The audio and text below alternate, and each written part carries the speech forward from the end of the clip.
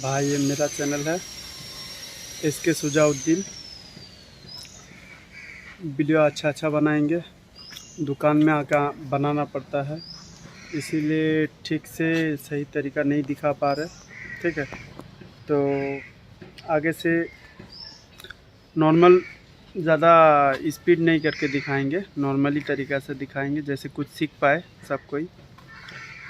सबसे बेस्ट तरीका CNC machine पीछे करने के लिए रोटर में एक गोटी वाला जो फली है वो सबसे बेस्ट तरीका है, एक नंबर। उसका बाद 2 नंबर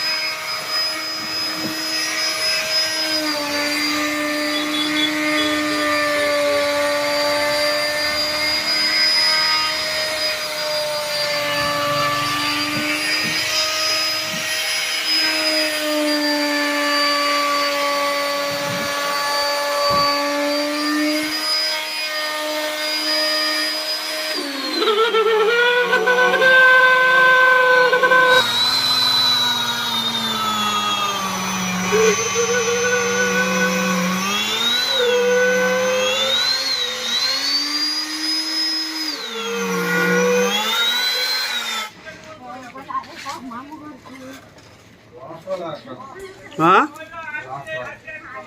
लास्ट वाला।